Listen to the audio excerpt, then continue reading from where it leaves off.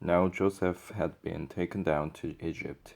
Potiphar, an Egyptian who was one of Pharaoh's officers, the captain of the guard, bought him from Ishmaelites who had taken him from there.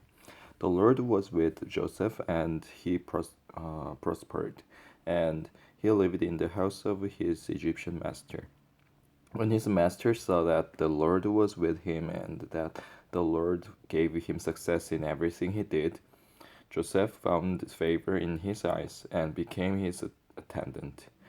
Potiphar put him in charge of his household, and he entrusted to his care everything he owned.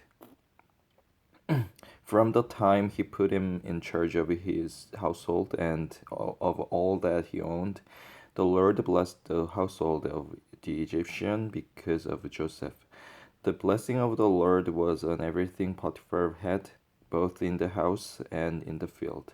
So he left it in Joseph's care everything he had. With Joseph in charge, he did not concern himself with anything except the food he ate. Now Joseph was well built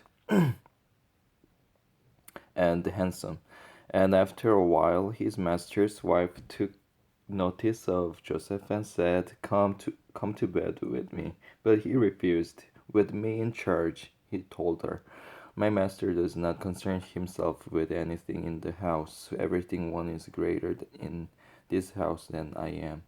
My master has withheld nothing from me except you because you're his wife. How then I could I do such a wicked thing and sin against God? And though she spoke to Joseph day after day, he refused to go to bed with her or even be with her. One day he went into the house to attend to his duties, and none of the household servants was inside. She caught him by his cloak and said, come to bed with me. But he left his cloak in her hand and ran out of the house. When she saw that he had left his cloak in her hand and had run out of the house, she called her household servants. Look, she said to them, this Hebrew has been brought to us to make sport of us. He came in here to sleep with me, but I screamed. When heard me scream for help, he left his cloak beside me and ran out of the house. She kept his cloak beside her until his master came home. Then she told him this story. That Hebrew slave you brought us came to me to make sport of me. But as soon as I screamed for help, he left his cloak beside me and ran out of the house. When his master heard the story, his wife told him, saying, this is how your slave treated me. He burned with anger. Joseph's master took him and put him in prison, the place where the king's prisoners were confined. But while Joseph was there in the prison, the Lord was with him. He showed him kindness and granted him favor in the eyes of the prison warden. So the warden put Joseph in charge of all those held in the prison, and he was made responsible for all that was done there. The warden paid no attention to anything under Joseph's care because the Lord was with Joseph and gave him success in whatever he did. Sometime later, cupbearer, the cupbearer and the baker of the king of Egypt offended their master, the king of Egypt. Pharaoh was angry with his two officers, the chief cupbearer and the chief baker, and put them in custody in the house of the captain of the guard, in the same prison where Joseph was confined. The captain of the guard assigned them to Joseph, and he attended them. After they had been in custody for some time, each of the two men, the cupbearer and the baker of the king of Egypt, who were being held in prison, had a dream the same night, and each dream had a meaning of its own.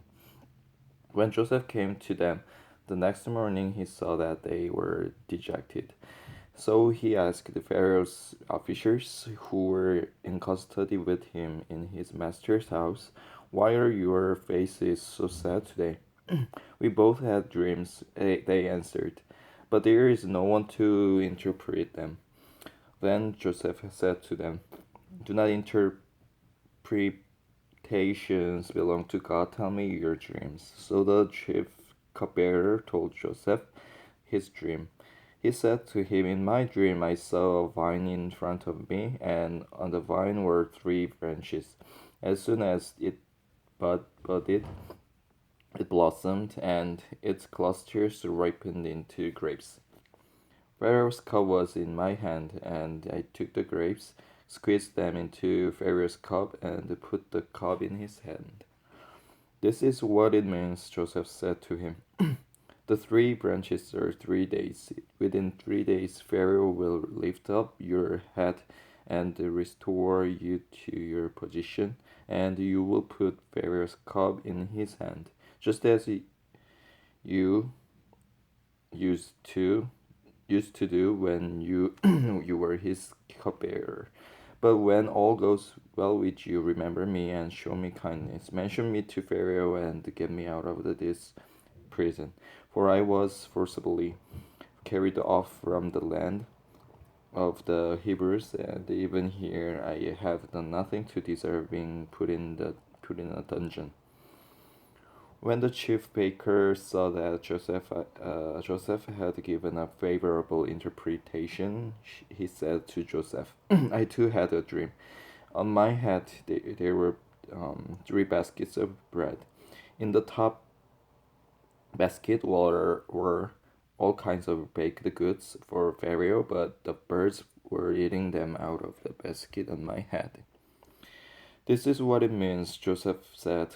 "The 3 baskets are 3 days. Within 3 days, Pharaoh will lift off your head and hang you on a tree, and the birds will eat away your flesh." Now the third day was Pharaoh's birthday, and he gave a feast for all his officers. He lifted up the heads of the chief cupbearer and the chief baker in the presence of his officers. He restored the chief cupbearer to his position, so that he once again put the cup into Pharaoh's hand.